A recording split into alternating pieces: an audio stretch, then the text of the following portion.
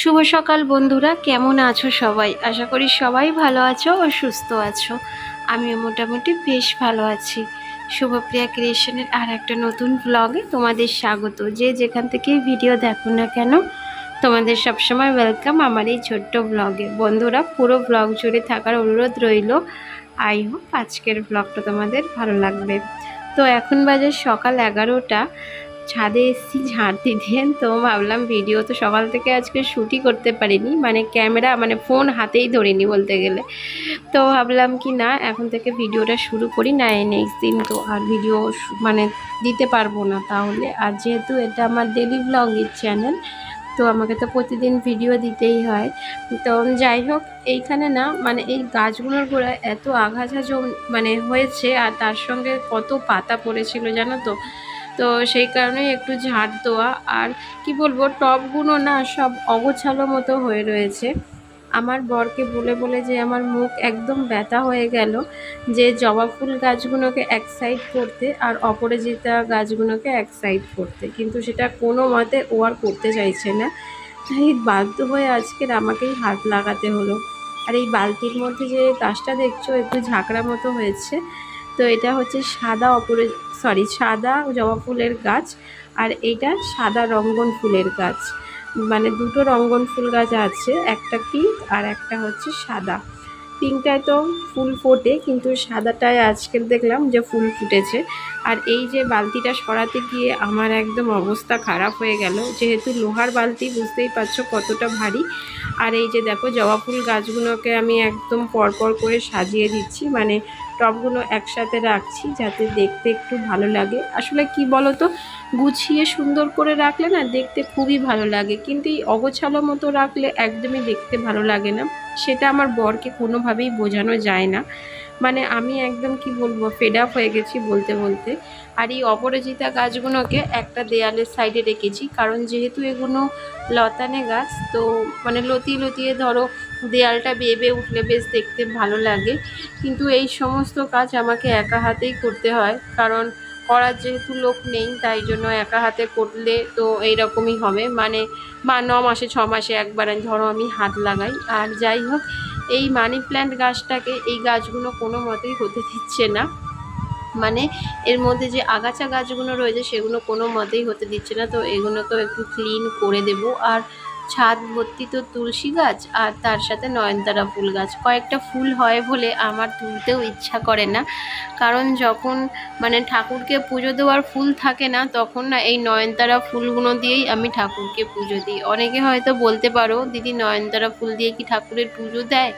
কিন্তু কিছু করার নেই গো, আমার যেহেতু ফুলের অভাব, তাই এই ফুলগুলোই আমার ভরসা। তো যাই হোক, এদিকটা একটু ঝাড় দিয়ে নিলাম। আর দেখো কেমন রোদ্দুর উঠে গেল।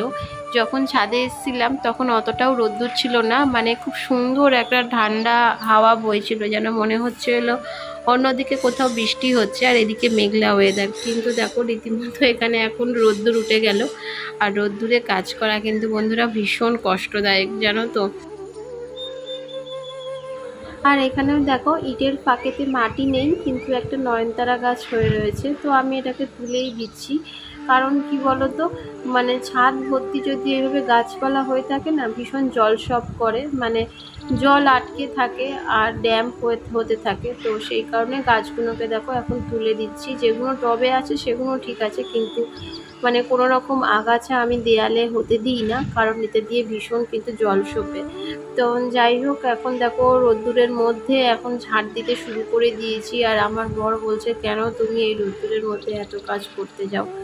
মাঝে মধ্যে ওর কষ্ট হয়, কিন্তু ওর কষ্টটা জাস্ট 5 মিনিটের জন্য, তারপরে সব কষ্ট উধাও হয়ে যায়। তো যাই হোক, সঙ্গে থাকো আর পুরো ভিডিওটা দেখতে থাকো। আশা করি আজকের ব্লগটা তোমাদের ভালো লাগবে। নিচে চলে এসে এই যে মাছ এনে রেখেছে, তো সেগুলো এখন দেখো ধুয়ে নিচ্ছি। দেখেই বুঝতে পারছো এটা হচ্ছে পাবদা মাছ। তো মাছগুলো ধুয়ে রেখেই একেবারে বাথরুমে ঢুকবো। বাথরুমে এখন আমার অনেক জামা কাপড়, সকালবেলা কাচা ধোয়া কিচ্ছু হয়নি, কারণ সকালবেলা এতটাই ব্যস্ত থাকি যে কাচাকুচিগুলো না আমি ছেলেকে স্কুল পাঠিয়ে দেওয়ার পরই করি। তো যাই হোক, আজকের কোনো ক্রমে ধোয়া হয়নি। আর এই যে দেখো মাছগুলো ধুয়ে একেবারে নুন মাখিয়ে রাখলাম রান্না করার আগে, মানে হলুদ মাখিয়ে নেবো। তো যাই হোক, এই যে দেখো এখন কাপড় কাচতে বসেছি। এরপরও স্নান টান সেরে ঠাকুরকে একেবারে পুজো দিয়ে তারপরেই রান্না বসাবো। আর হ্যাঁ, অনেক বন্ধুরা একটা কমেন্ট করেছো আমাকে যে দিদিভাই তোমার আগের দুটো ভিডিওতে মানে কমেন্ট বক্স অফ ছিল, তো আমি খেয়াল করিনি জানো তো। তো তোমরা বললে বলেই আমি জানতে পারলাম যে আমার আগের ভিডিওতে কমেন্ট বক্স অফ ছিল। না আসলে কি বলতো, বিভিন্ন কাজের মধ্যে থাকি তো, তাই ভিডিও না আর সে চেক করা সেভাবে হয় না। ধরো আপলোড দিয়ে দিই, আর রাতে যখন সেই এডিটিং করতে বসি তখন একটু দেখি। তো সেই কারণেই মানে কমেন্টগুলো দেখা হয় না। আর যখনই যাই কমেন্ট করো না কেন, সেটা আমি দিনের শেষে গিয়ে রাতে গিয়ে তোমাদের কমেন্টে রিপ্লাই দিই।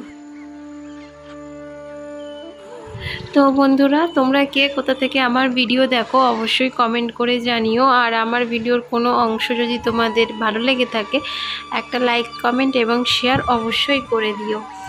আর তোমাদের কমেন্ট লাইক আমাকে না ভিডিও বানানোর উৎসাহ যেন দ্বিগুণ বাড়িয়ে দেয়। আর আমি জানি তোমরা প্রতিদিনই আমার ভিডিও দেখো, যারা প্রতিদিন লাইক কমেন্ট করো তারাই আমার প্রতিদিন ভিডিও দেখো, আমি জানি।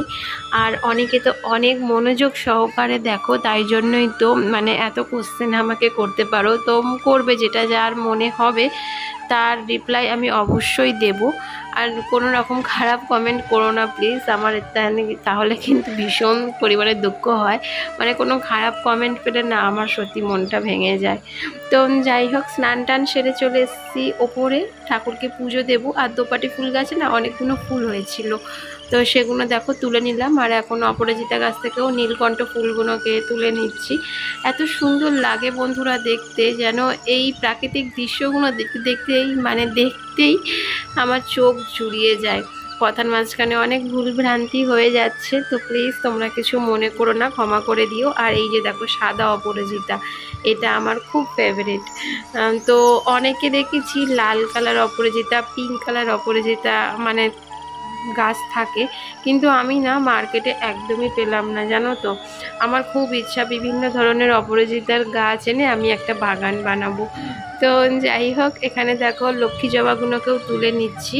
আজকে প্রায় 4-5টার মতো লক্ষ্মী জবা ফুল ফুটেছে, বেশ ভালো লাগে লক্ষ্মী জবাগুলো দেখতে, ছোট ছোট পিঙ্ক পিঙ্ক দেখতে, যেন গোলাপ ফুলের মতো লাগে, তাই না বলো। আর এখানে কয়েকটা নারায়ণ আর আমার গোপু সোনার জন্য তুলসী পাতা তুলে নিচ্ছি। তুলসী পাতা তো একেবারে বন হয়ে গেছে বলতে গেলে, মানে কত তুলসী গাছ তুলে তুলে ফেলেও দিয়েছি জানো তো, কিন্তু তুলসী গাছ তুলতে কিন্তু ভীষণ মায়া লাগে। তো যাই হোক, এখানে দেখো ঠাকুরকে পুজো দেওয়া আমার অলমোস্ট কমপ্লিট হয়ে গেছে।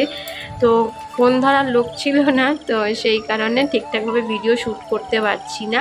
যেমনই শ্যুট করি না কেন তোমরা প্লিজ একটু দেখে নাও। আর এই যে দেখো আমার ছোট্ট গোপুসোনাকে স্নান টান করিয়ে আজকে শুধু নকুলদানা দিয়েই পুজো দিয়েছি ওকে। মানে ঘরে সেরকম কিছু ফল টল নেই, ভাবছি সন্ধেবেলায় গিয়ে গোপুর জন্য একটু ফল বা মিষ্টি বা একটু চকলেট টকলেট নিয়ে আসবো। আর একটা কথা কি বলতো, বাড়িতে চকলেট আনলেই আমার ছেলে না একদম গোপুকে দিতে চায় না। এই সমস্ত কাজ করতে করতে এখন বাজে বেলা 12:30। এখনো পর্যন্ত রান্নাঘরে আমি ঢুকতে পারিনি। মানে আমার কাছে আজ মনে হলো যে ঠাকুরকে পুজো দেওয়াটাই আমার যেন আগে। তো সেই কারণেই আজকে তাড়াতাড়ি স্নান টান সেরে আগে ঠাকুরকে পুজো দিলাম। তো যাই হোক, এখন বাজে দুপুর 2:30। এখন দেখো আবার ভিডিও শুরু করেছি, কারণ তারই মধ্যে অনেক কাজকর্ম করেছি যেগুলো একটাও তোমাদের সাথে আমি শেয়ার করতে পারিনি। আর এখন ভাত টাত খাওয়ার পর এই যে দেখো বাসন মাজছি। বাসনগুলো মাজা হয়ে গেলে তারপরে ছেলেকে ঘুম পাড়াবো, কারণ আমি না নিয়ে ওকে শুলে ও কোনো মতেই ঘুমাতে চায় না। তো বন্ধুরা, আজকের ভিডিওটা এখানেই শেষ করলাম। যদি ভালো লাগে অবশ্যই একটা লাইক শেয়ার অ্যান্ড কমেন্ট করে দিও। আর সবাই ভালো থেকো আর সুস্থ থেকো।